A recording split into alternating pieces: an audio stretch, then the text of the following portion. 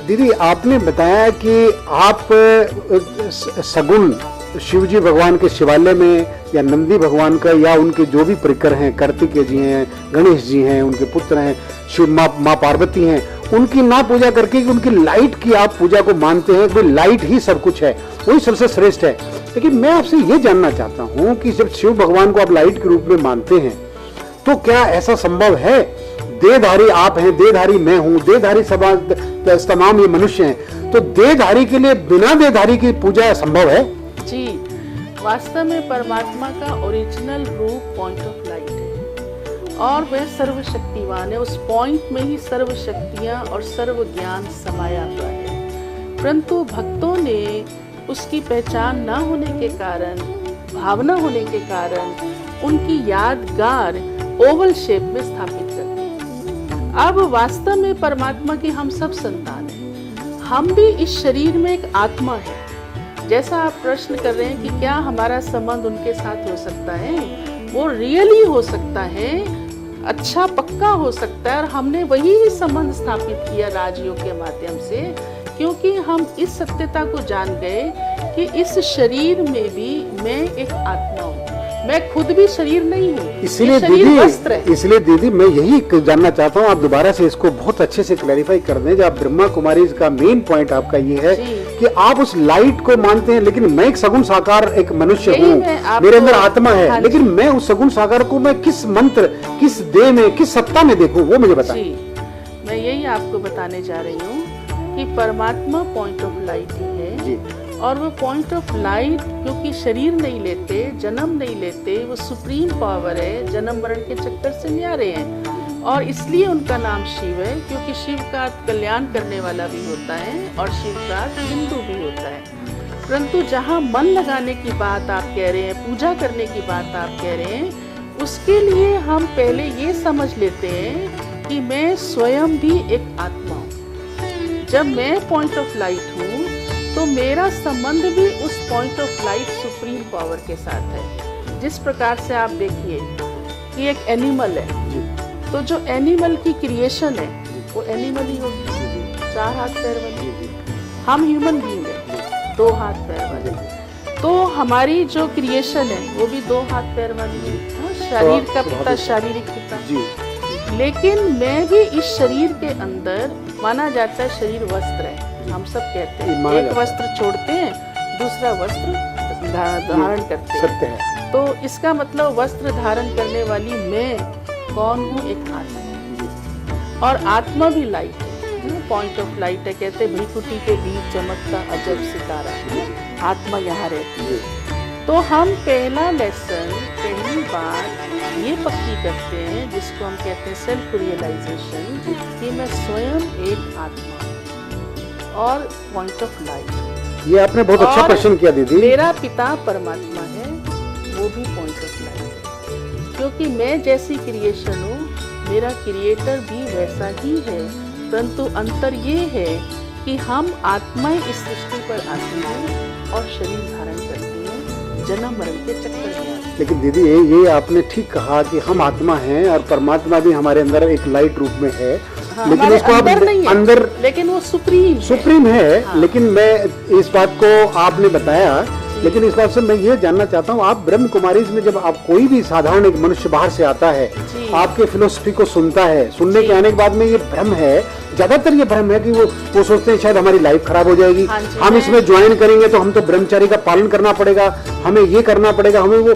तो ऐसी भ्रांति क्यों है संसार में कि आपके ब्रह्म कुमारी को ज्वाइन करने के बाद उनकी लाइफ खराब हो जाएगी और आप ब्रह्मचारी का ही ज्यादातर संदेश देते हैं? ऐसी क्या धारणा है? ऐसा नहीं है कि लाइफ खराब हो जाएगी, ये कुछ गलत भ्रांतियां हैं। क्योंकि परमात्मा से मन लगाने के लिए ये तो आवश्यक है कि हमें मन की शुद्धता धारण करनी चाहिए। आज हम मंदिर में भी जाते हैं तो शारीरिक रूप से स्वच्छता धारण करके जाते हैं। अब राजयोग का अर्थ ही है कि अपने मन को परमात्मा से लगाना। तो हम ये बताते हैं कि आपको अपने मन के अंदर शुद्धता लानी है, गलत विचार नहीं लाने। और जब हम अपने मन में पवित्र विचार लाएंगे तब हमारा मन परमात्मा में तो क्या आप शादी कराने के लिए बोलते हैं या ब्रह्मचारी का ही पालन? फिर इन दोनों में से कौन सी चीज आप बताते हैं? क्योंकि ये हर एक की अपनी स्व इच्छा पर है। जब हम योग का अभ्यास करते हैं, क्योंकि ये योग शारीरिक योग नहीं है, ये कोई फिजिकल एक्टिविटी नहीं है, ये किसी प्रकार का आसन आदि नहीं है, कोई मंत्र जाप करना नहीं है, ये है परमात्मा का आत्मा के साथ, आत्मा का परमात्मा के साथ संबंध। तो आप ब्रह्मचारी का ही पालन क्यों बताए? उनको गृहस्थ में जाने के लिए क्यों नहीं आप कहते? नहीं, हम ये नहीं कहते कि आप गृहस्थ में नहीं जाइए। देखिए, हम सब कहते आए हैं गृहस्थ आश्रम कहते हैं ना। जी जी। तो गृहस्थ का अर्थ है संबंध होना, लेन देन होना, परिवार होना जी।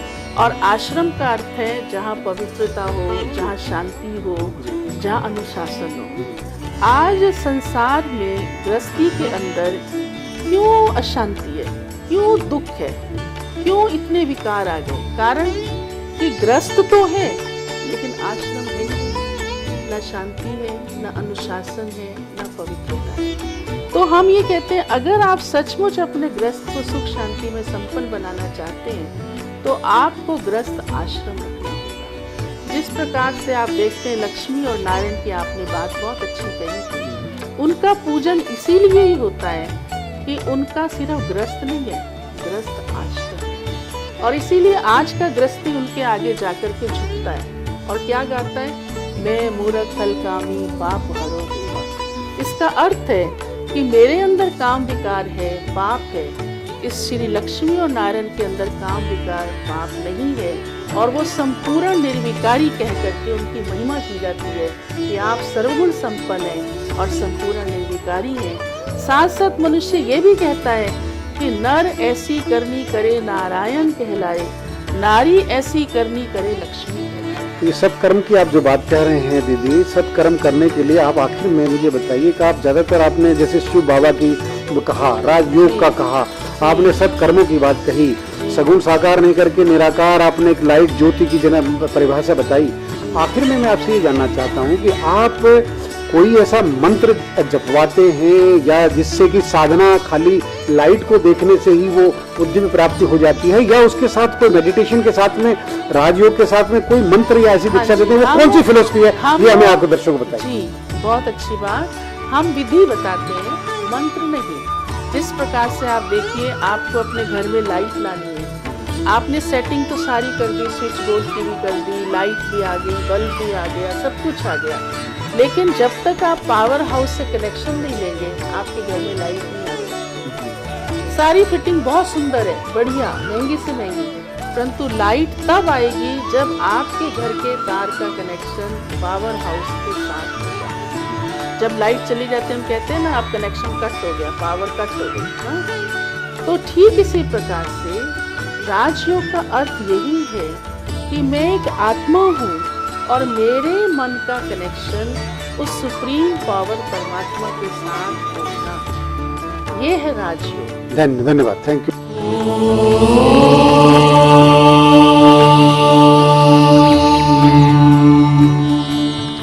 धन्यवाद दीदी। अभी आपने सुना ब्रह्मा कुमारी का जो मूल मंत्र, आत्मा का परमात्मा के साथ मिलना, वही एक राजयोग है। ना वो कोई मंत्र दीक्षा देते हैं, ना कोई वो उपासना पद्धति बताते हैं, केवल शिव बाबा में या अपना ध्यान आत्मा को परमात्मा में जोड़ना, यही राजयोग है और यही सबसे सर्वोच्च जन साधना है। मैं उम्मीद करता हूं कि आप अपना निर्णय करें। आपको जिसको भी, हमारे देश में विभिन्न धर्म चल रहे हैं, विभिन्न संस्थाएं चल रही हैं, ब्रह्म कुमारीज का अपना मत है और उन्होंने, ब्रह्मा कुमारीज ने बताया है कि हमारे साथ जुड़ने से हम आपको राजयोग के माध्यम से परमात्मा के साथ में आपका हम मिलन करा सकते हैं, ऐसी उनकी आशा है। और मैं भी आशा करता हूं कि दर्शकों को ये कार्यक्रम पसंद आया होगा। अगर कोई किसी किस्म का भी आपको अगर क्वारी या कोई प्रश्न या समाधान का हो तो हमें आप जन संपर्क कर सकते हैं। इसी के साथ में हम आपसे इजाजत लेते हैं। शेष फिर नमस्कार। नमस्कार, मैं बेनी आपके इस कार्यक्रम में, अपने इस कार्यक्रम में आपका हार्दिक अभिनंदन करता हूँ। जैसा कि आपको मालूम है कि हम हिंदुस्तान के तमाम धर्मों के विषय में चर्चा करते हैं। हम चाहते हैं कि दर्शकों को तक हमारी ज़्यादा से ज़्यादा धर्मों की वाणी, उनकी धर्म ग्रंथों की जो बताया गया उपदेश, वो सब आप सब लोगों तक पहुँचे। उसी कड़ी में आज हम सिख धर्म की चर्चा करेंगे। सिख धर्म क्या है, क्या ये अनादि धर्म है या बीच में बना है, और बना है तो किसने बनाया है? जब सिख धर्म की बात आती है तो गुरु नानक देव जी का प्रमुख नाम सामने आता है। ऐसे तो सिख धर्म में 10 गुरु हुए हैं, सबकी वाणी है और सब ने अपनी अपनी दिव्य वाणी से जीवों का कल्याण किया है। लेकिन खासकर गुरु नानक देव जी से जब ये स्थापना हुई सिख धर्म की, उसका एक अपना ही महत्व है। इसमें तमाम संतों के, हमारे तमाम ग्रंथों के मिक्सचर का एक जो स्वरूप बाहर आया है, वो हमारे गुरु ग्रंथ साहब के रूप में आया है, जिसकी पूजा उपासना आप देखते हैं सारे तमाम हमारे देश के नहीं, विदेशों में भी जितने सिख धर्म के गुरुद्वारे हैं, उनमें गुरु ग्रंथ साहब की पूजा उपासना ही की जाती है। उसमें क्या लिखा है और क्या उसका अनुसरण करना चाहिए, इन सब बातों पे बहुत गहराई से हम विचार करेंगे। और इस विचार करने के लिए और इस बहस के साथ आज हमारे बीच में है भाई सरदार सतनाम सिंह विप्पल, जो गुरु ग्रंथ साहब वर्ल्ड वेलफेयर मिशन के अध्यक्ष हैं, और वो हमें जानकारी देंगे कि गुरु ग्रंथ साहब या सिख धर्म कैसे स्थापना हुई, कैसे इसकी वाणी हुई। आइए उनसे जानते हैं।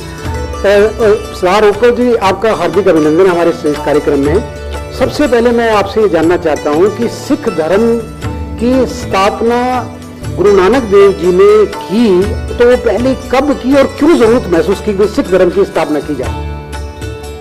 सिख धर्म की स्थापना श्री गुरु नानक देव जी ने, जिन्हों का जन्म 1469 ਵਿੱਚ ननकाना साहब के नाम ਨਾਲ ਅੱਜਕੱਲ फेमस है राय भोए की तलवंडी मेहता कालू जी के घर माता तृप्ता जी की कुख तो होया। और उन्होंने सिख धर्म के फाउंडर सी, सिख धर्म के बानी, उन्होंने सिख धर्म की ऐसे धर्म की स्थापना की।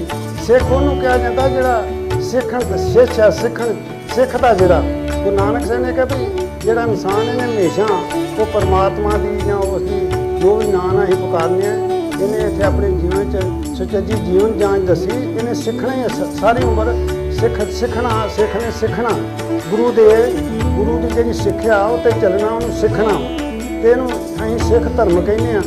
और गुरु नानक देव जी ने जदों उन्होंने जन्म लिया तो उस समय भारत वर्ष की जी साडा देश गुलाम सी, साडे देश विच अंधकार फैलिया सी एक किस्म का, और लोग जात पात वहमां भरमां च पखंड का बोलबाला सी, और राजे जिहड़े सी वो भी राज धर्म नहीं निभा रहे सी, उनकी वाड़ खेत नूं खाई। लेकिन राज धर्म की जो बात कर रहे हैं आप, राज धर्म की बात तो हमारे मुगल शासन में गुरु नानक देव जी आए, ये बात सत्य है। लेकिन मुगल शासन में जो मुगल शासनों का कौन सा अत्याचार था जो गुरु नानक देव जी को सिख धर्म एक अलग धर्म से स्थापना करने की जरूरत पड़ी? गुरु नानक देव ने देखा उस टाइम बाबर बादशाह उसने हमला किया गुरु नानक देव जी ने। उस टाइम जब उन्होंने हमला किस पे किया? बाबर ने उस टाइम बाबर ने हिंदुस्तान पर हमला किया। बाबर तो उस समय सब हिंदुस्तानी हिंदू थे या सब एक ही धर्म के थे या सिख धर्म पहले स्थापना हो चुकी थी? पहले उस टाइम स्थापना गुरु नानक देव ने सिख धर्म की पहले शुरू कर दी। उन्होंने देखा भी बाबर कितना देश पर जुल्म ढा रहा, और हमारी बहु बेटियां इज्जत हमारे मंदिरों को गिराई जा रहे हैं, जुल्म ढा रहे हैं, पब्लिक जी परेशान करती है। तो उन्होंने उस टाइम बाणी में लिखा पाप की जंज लै काबलों ढाया जोरी मंगे दान भी ला लो। उन्होंने कहा जबरदस्ती आन के हिंदुस्तान से साढ़े को अपना जोड़ा वा साड़ी इतों लुटपाट करके इतों ले जा रहा। तो गुरु नानक ने बाबर ने उस टाइम सामने जाके फेस किया, और बाबर चंबे च पै गया मैं इन्ना वड्डा बादशाह हिंदुस्तान से कोई सामने आ नहीं रहा, कौन फकीर है जो आन के मैं चैलेंज कर, पहली बार चैलेंज। तो आपका कहने का मतलब ये है कि जब मुगल शासनों का एक अत्याचार बढ़ने लगा, तो उन्हीं से तमाम भारत के लोग थे, हिंदू थे या जो भी थे, दूसरी जातियों के थे, धर्म के थे, जो भी थे, सभी धर्मों के लोग थे। इन धर्मों के अलावा छोड़कर धार्मिक के लिए एक सामाजिक क्रांति के लिए ये धर्म स्थापित किया। कहने का नाम ये है धार्मिक इनकलाब, एक नई चेतना जो उन्होंने कहा ये जीवे पत लखी जाए सब हराम जेता था, लोगों से एक नई चेतना जगाई ये साड़ी इज्जत पत रोल रहे आ। तो वह प्रोटेस्ट किया और लोग उन्होंने डरे पे कोई सामने नहीं से आ रहा। गुरु नानक आगे प्रोटेस्ट किया, फिर उन्होंने कैद बंद करता। तो उसको जब कैद ने जब गुरु नानक देव जी को बंद किया, तो क्या वहाँ पर सारी जो क्रांति हुई हिंदुस्तान में, सब जातियों ने गुरु नानक देव जी का साथ दिया? सब लोग गुरु नानक देव जी के सभी धर्मों के लोग गुरु नानक देव जी का जो आवाज़ उठाई, बंद की चेतना गई, गुरु नानक देव जी के बात सुनने के लिए उनके पीछे पीछे उनका जो मिशन था, सिख धर्म, उसी धर्म हिंदू मुसलमान लोग जो उनको फॉलो करने लगे, उनके पीछे आने लगे। लेकिन आज भी ये मान्यता है सदनाथ जी, आज भी मानता है उपल जी कि आज भी हिंदू धर्म जो है, हिंदुओं में आज भी ऐसे हैं जो सिख गुरुद्वारे जाते हैं, और सिख धर्म वाले भी ऐसे हैं जो हिंदुओं में भी जाते हैं। तो हमारे यहाँ मतभेद नहीं है, मतलब भेदभेद कोई नहीं है। और ये मान्यता है कि हिंदू धर्म से ही सिख धर्म निकला है, कोई अलग धर्म नहीं है। हिंदुओं का जो हिंदुओं का पार्ट है। हिंदुओं का जो बड़ा बेटा था, उन्होंने देखा कि गुरु जी का बहुत मिशन अच्छा देश के लिए, मानवता के लिए, और उन्होंने अपना बड़ा बच्चा एक सबने सिख बनाने लगा। तो आपका कहने का तात्पर्य ये हुआ कि हिंदू धर्म ने अपना एक परिवार का एक बच्चे को एक सिख धर्म में अब कर दिया, उनको सिख धर्म की शिक्षा दी और उसको एक उस धर्म में चलने की एक शिक्षा दी। आपका कहने का मतलब एक ही धर्म है, धर्म दो नहीं है, यानी हिंदू धर्म और सिख धर्म में कोई फर्क नहीं है। इसमें एक जो हिंदू धर्म में जैसे कुछ जो धर्म में हमारे सिख धर्म ऐसा, जो गुरु नानक का मिशन ऐसा, उन्होंने कहा सब धर्मों का सत्कार करो। लेकिन हमारे में जो बुत पूजा, मूर्ति पूजा, वहम भरम, या कहीं किसी की वो जो कब्र है मुसलमानों की, उसको पूजे जाते हैं या चादर जाते हैं, उसको नहीं मान्यता देती। उन्होंने कहा हमने परमात्मा को मानना। एक वो सिमरो नानका जो जल थल रहा समाये, दूजा का है सिमरिए जो जमे थे मन। सिर्फ एक अकाल, तो परमात्मा को माना, एक अकाल परमात्मा को माना। इसीलिए सब सरदार लोग जैसे भगवान है, हिंदू लोग अपने को ईश्वर परमात्मा कहते हैं, ईसाई लोग गॉड कहते हैं, मुस्लिम लोग उसको खुदा अल्लाह कहते हैं, और आप उसको सत्य अकाल कहते हैं। तो जो एक अकाल, जो एक जगह है, उसको आपने एक माना। लेकिन धर्म में तो जो सनातन धर्म जो है, आप हिंदुओं से, आपने बोला कि हम हिंदुओं से निकले हुए हैं, और हिंदुओं में सनातन धर्म श्रेष्ठ माना गया है। तो क्या आप सनातन धर्म को, क्या मूर्ति पूजक आप उनको स्वीकार करते हैं या नहीं करते हैं? नहीं, मैं जो कह रहा हूँ, जिस टाइम कोई हमारा एक हमारा धर्मों का, जैसे हमारा एक हम समझते हैं उसको वर्ड होता है, जैसे एक सभी धर्मों का हमारा वो गुलदस्ता है, एरिया जड़ा है, सभी धर्मों का गुलदस्ता अलग अलग, एक गुलदस्ते में फूल अलग अलग, जैन सब धर्मों के मानने वाले लोग रहते हैं। आपका कहने का, मेरा कहने का मतलब है, जिस टाइम किसी धर्म को खतरा पड़ा, गुरु नानक देव जी का मिशन किसी के घेने गुलदस्ते को मुगलों ने जब तोड़ना चाहे, खत्म करना चाहे, तो गुरु तेग बहादुर कुर्बानी देने के लिए आ गए। ये सिख धर्म सभी धर्मों का सत्कार, कुर्बानी देनी पड़ी, लेकिन उन्होंने कहा गुलदस्ता हमारा जो है कायम रहना चाहिए। लेकिन गुरु जो सिख धर्म की जब बात आती है, तो 10 गुरु की बात आती है। गुरु नानक देव जी फाउंडर थे, उन्होंने अपनी स्थापना की सिख धर्म की, और 10 गुरु हुए। मैं आपसे ये जानना चाहता हूँ, जो आखिरी गुरु गोविंद सिंह जी हुए, जिन्होंने खालसा पंथ की स्थापना की है, तो गुरु नानक देव जी से लेकर गुरु गोविंद सिंह जी तक, तो जो 10 गुरु हैं, इनमें कोई मतभेद थे या एक ही पैटर्न पे चले हैं, या एक ही शिक्षा दी है? गुरु नानक देव जी का जो मिशन है, जो 10 गुरु हैं, में सिख धर्म गुरु नानक की जो भी उसमें गुरु ग्रंथ साहब में जितनी बानी है, 6 सिख गुरुओं की बानी है, 30 दूसरे धर्मों के संतों भक्तों महापुरुषों की बानी, उसमें किसी भी गुरु ने अपना नाम नहीं लिखा, गुरु नानक के नाम पर ही बानी महल्ला लिखा। खाली महल्ले से पता चलता है कौन सा गुरु की बानी, लेकिन गुरु नानक के नाम पर यही उसका मतलब था। एक ही जोत गुरु नानक की 10 गुरु में चल रही है, और ये जोत 239 साल लगातार चली। तो आपने कहा अभी, अब आपने 6 गुरुओं के बाद में जब और भी 30 संतों की वाणी उसमें है, 30-32 जो संत आपने बताए, तो सारे धर्मों के गुरु हुए। इसका मतलब, आपका कहने का मतलब है कि गुरु ग्रंथ साहब में कोई अलग से गुरु ग्रंथ साहब की स्थापना नहीं है कि उसमें कोई अलग वाणी है, ये सारे धर्मों की वाणी का निचोड़ है।